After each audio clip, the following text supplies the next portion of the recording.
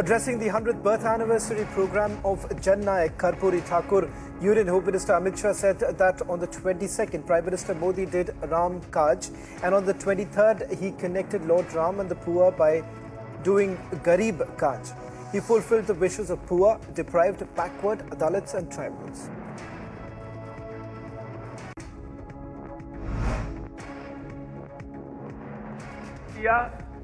और 23 तारीख को गरीब काज कर राम और गरीब को जोड़ने का प्रयास।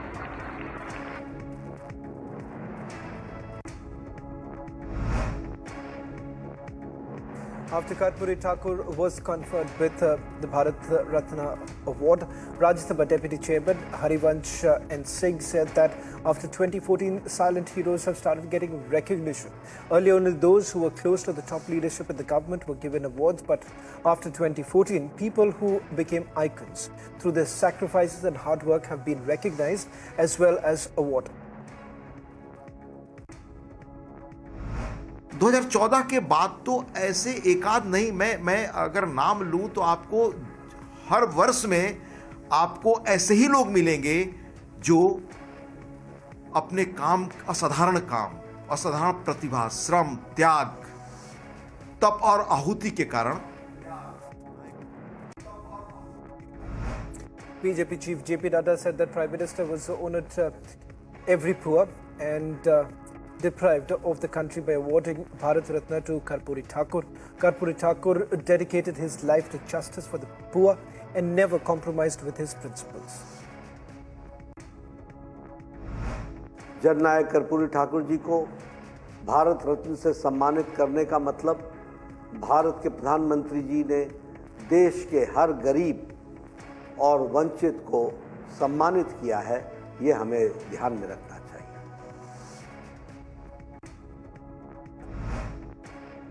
Bihar Chief Minister and JDU leader Nitish Kumar congratulated the Prime Minister and central government for accepting their demand to award Karpoori Thakur with the Bharat Ratna. He said that they had demanded this from the previous Congress government, but they didn't do so. तेईस तक लगातार बोलते रहे कि इसको किया जाए, तो अंत में कल शाम में जी सर उन लोगों ने तय कर दिया, तो मैं धन्यवाद देता हूं और बड़ी खुशी की बात है। West Bengal Chief Minister Mamata Banerjee and her party will fight alone in Bengal and defeat the Bharatiya Janata Party. She added that she has not only had these discussions with the Congress party and is not concerned about what's happening in the country. Karnataka BJP leader R. Ashok welcomed Trinamool Congress chairperson Mamata Banerjee's stand to fight alone during the Lok Sabha polls in Bengal. He further called Congress a worthless party. Mamata Banerjee's stand I welcome because Congress party is Nalayak party. Mamata Banerjee decided Congress party is Nalayak party. If have no person in the contesting in West Bengal, there is no leader in Congress party, means Nalayak party. BJP parliamentarian Ravi Shankar Prasad said the rift in the INDI bloc was expected and was bound to happen. He added that when there is a selfish, opportunistic alliance, such things are bound to happen. जब स्वार्थ का गठबंधन बनता है, जब opportunistic अवसरवाद का गठबंधन बनता है, जिसका न कोई नेता है, न कोई नीति है, न कोई नियत है और कोई वैकेंसी भी नहीं है, देश नरेंद्र मोदी जी को तीसरी बार प्रधानमंत्री बनाने और निर्णायक बहुमत बीजेपी एनडीए को देने को तैयार बैठा है। Karnataka BJP leader Basavaraj Bommai said that India alliance has broken apart, and without leaders like Mamata Banerjee, Nitish Kumar and Akhilesh Kumar, what exactly is the alliance all about? He called it a big setback for the Congress party.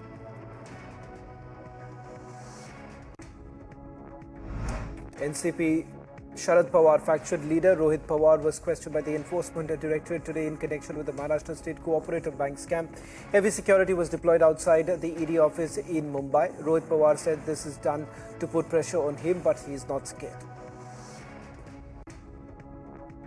बहुत सारे files मैं लेके जा रहा हूँ, जो भी documents ED के ऑफिस और उनके अधिकारियों ने मांगे वो सब लेके जा रहा हूँ। उसी के साथ वो जो भी पूछेंगे उसको मैं उत्तर दूंगा और जो भी सपोर्ट करना है वो सपोर्ट मैं वहाँ पे करूँगा। Enforcement Directorate conducted raids at the residence of Trinamool Congress leader Sheikh Shahjahan in Sandeshkhali today. They were accompanied by central forces. After the raid, ED officials put up a notice and sealed the residence. He has also been asked to appear before the Enforcement Directorate on 29th of January. Maharashtra Chief Minister Eknath Shinde will visit Ayodhya Ram Mandir in the first week of February. He will be accompanied by Deputy Chief Minister Devendra Fadnavis, Ajit Pawar as well as their cabinet colleagues. A special divine book hamper has been introduced by a Chennai book publisher on the occasion of Ram Temple Pran Pratishtha to learn about Lord Ram. The book hamper has a specially crafted kit containing 20 essential items and books. Advocate Vishnu Shankar Jain, who is representing the Hindu side in the Gyanvapi case, said that the court listened to both sides and an agreement was reached that a certified copy of the ASI's report will be made available to both sides. He added that his legal team will apply for the certified copy once the court passes the order. Congress parliamentarian Rahul Gandhi hit out at Assam Chief Minister Himanta Biswa Sarma by calling him the most corrupt Chief Minister in the country. He further said that Union Minister Amit Shah controls him, and if the Assam Chief Minister dares to say anything against Amit Shah, he will be thrown out of the party.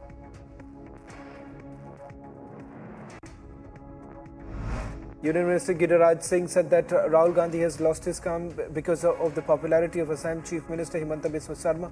He added Rahul Gandhi will end up apologizing in the courts. His statement comes after the Congress leader called the Assam Chief Minister corrupt. RJD parliamentarian Manoj Shah requested Prime Minister to conduct caste census and also increase the scope of reservation. This is after he welcomed the decision to award Bharat Ratna to Karpoori Thakur. इतना ही आग्रह है प्रधानमंत्री जी से कि हमने जातिगत जनगणना करवाई, फिर आरक्षण का दायरा बढ़ाया, इसे 9वीं सूची में शामिल करके वो सही श्रद्धांजलि होगी, नहीं तो भारत रत्न सांकेतिक लगेगा माननीय प्रधानमंत्री जी। West Bengal Chief Minister Mamata Banerjee suffered an injury on her forehead while returning from Bardhaman to Kolkata by road. The incident happened when a car suddenly came in front of the Chief Minister's convoy and her driver applied the brakes suddenly. Prime Minister Narendra Modi attended an event in Delhi in which NCC and NSS cadets volunteers took part. He also interacted with the students during the event. Ahead of Republic Day, Indian Army conducted a night patrolling with the latest technology to guard the line of control in Jammu and Kashmir. Indian Army has also deployed snipers and are using surveillance equipment to keep an eye on any untoward activity in the area. French President Emmanuel Macron will arrive in Jaipur tomorrow. He will visit Amber Fort, Jantar Mantar and Hawa Mahal. On the 26th of January, President Macron will witness the Republic Day parade as the chief guest and also later attend an at-home reception by the President of India at Rashtrapati Bhavan. Haryana Chief Minister Manohar Lal Khattar inaugurated various projects in Hisar and said that the government is working to make the state of Haryana a national and international hub for education. 309 गांव या 307 गांव में अगर मांग नहीं भी आई है तो भी इन 307 गांव में कौन से खेल का कौन सा छोटा बड़ा कार्यक्रम शुरू किया जा सकता है, इसका प्रबंध हम इस अगले वर्ष करने वाले हैं। After Director General of Civil Aviation slapped a fine on Air India, Air India has now released their statement. They say that they disagree with the DGCA order and there was no compromise on safety. Air India spokesperson said that they are studying the order in detail and will review the options available to them. Punjab Chief Minister Bhagwat Mann has said that the Punjab government will launch Sadak Suraksha Force for road safety on the 27th of January. Assam Rifles Jawan opened fire on 6 of his colleagues and later shot himself dead. DGP of Assam has transferred the case to CID for a thorough and in-depth investigation.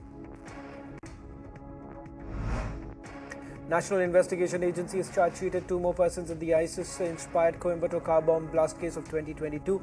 The accused are residents of Coimbatore and have been charged under various sections of the IPC and also Explosive Substance Act.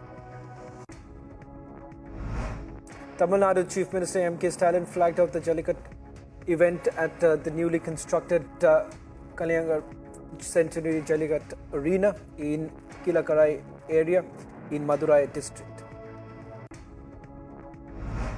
Prime Minister Narendra Modi will be visiting Bulandshahr in Uttar Pradesh tomorrow to inaugurate multiple development projects worth of over 19,100 crore rupees. The projects are related to several sectors like rail, road, oil and gas and urban development and housing. Fire broke out in a printing press godown near the Mint compound in Hyderabad early morning today. No casualty has been reported in the incident. Tamil Nadu Minister Udayanidhi Stalin felicitated fishermen who saved lives and distributed relief materials to those affected by Cyclone Michong. He hailed the fishermen for saving lives and added that he sees God in each of them. Due to the cold wave and severe cold in Haryana, the Haryana government has extended holidays of students from classes 1 to 5 till 27th of January. Tanks were seen in southern Israel and near the border with Gaza as the country dealt with one of the deadliest single-day military losses since 7th of October. Palestinian militants carried out the attack and killed 21 soldiers. Hours later, the military announced that ground forces had encircled the southern city of Khan Yunis, Gaza's second largest city. Israeli Prime Minister Benjamin Netanyahu said that he was against Hamas and he will end with the eradication of the aggression. He has vowed to press ahead with the offensive until complete victory against Hamas. Since Israel's offensive began, approximately 1.7 million people have been displaced within Gaza. Amid continuing heavy fighting in Gaza, which includes attacks on hospitals in the southern city of Khan Yunis, UN humanitarians have expressed deep concern for patients and others seeking treatment. Only 14 hospitals are still functioning in Gaza, and where health needs are overwhelming after more than 3 months of heavy bombardment by Israeli defense forces. World Health Organization has resupplied fuel to the Gaza Strip's Shifa Medical Complex, which had been stormed by Israeli troops earlier in the war. The hospital is struggling with a shortage of medical staff coupled with complex injuries from the Israel-Hamas war.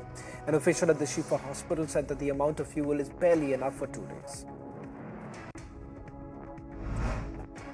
UK Prime Minister Rishi Sunak called for a humanitarian pause in fighting in Gaza to facilitate and aid being delivered to civilians in Gaza and the evacuation of hostages. He said he and US President Joe Biden are working to establish a new aid route.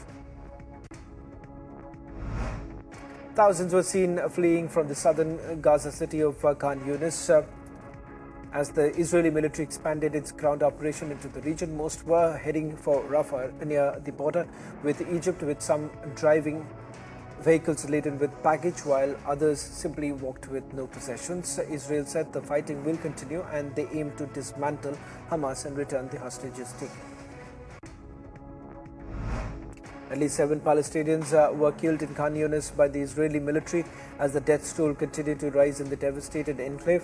The bodies were brought to a hospital in Rafah where a funeral was held for them. Israel launched its offensive after Hamas crossed the border on 7th of October, killing over 1,200 people and abducting some 250 others. A group of protesters briefly blocked a road in Jerusalem and called for a deal to release the approximately 130 remaining hostages in the Gaza Strip. The protesters held posters with photos of the hostages still held by Hamas and called for their immediate release. Palestinians in Gaza's second largest city of Khan Yunis were seen burying their loved ones in makeshift graves near the main Nasser hospital as Israeli forces battle Hamas fighters near the facility. Medics said hundreds of patients and thousands of displaced people were unable to leave because of the fighting. Mourners and volunteers were seen digging and burying several bodies, among them children. The United Nations Secretary General Antonio Guterres addressed the Security Council during a high-level meeting and said that no effective humanitarian aid operation can function under the conditions that have been forced on Palestinians in Gaza and those doing everything possible to help them. The quantity of aid is highly insufficient in light of the needs. Donald Trump has won the New Hampshire primary, sweeping the opening contests for the Republican presidential nomination. His win delivers a fresh setback to his grand old party rivals who are running out of time to establish themselves as the alternative to the former president. President Joe Biden condemned the abortion bans that have increasingly endangered the health of pregnant women, forcing them to grow sicker before they can receive medical care. He laid the blame on Donald Trump. He is a likely Republican challenger in this year's elections. Roe Wade was overturned by the U.S. Supreme Court less than 2 years ago in the case of Dobbs versus Jackson Women's Health Organization, a decision that was enabled by 3 conservative justices appointed by Trump. Canada's government is preparing for the possibility that Donald Trump could reach the White House again. Canadian Prime Minister Justin Trudeau said that Canada is ready to deal with whatever gets tossed at and will make sure that Canadians' interests and opportunities are in this strong relationship. U.S. Secretary of State Antony Blinken met Nigerian President as he continued his tour of 4 African countries. Blinken confirmed that America is key economic and security ally at times of regional and international crisis. Following attacks on Ukraine's urban centers killing at least 7 people, the United Nations has expressed concern about the fate of civilians. UN spokesperson said the UN, along with its humanitarian partners, were providing aid to the victims. The United States is out of money for Ukraine and is unable to send the ammunition and missiles that the government in Kiev needs. The Biden administration hosted the monthly meeting of about 50 nations that coordinated support for Ukraine.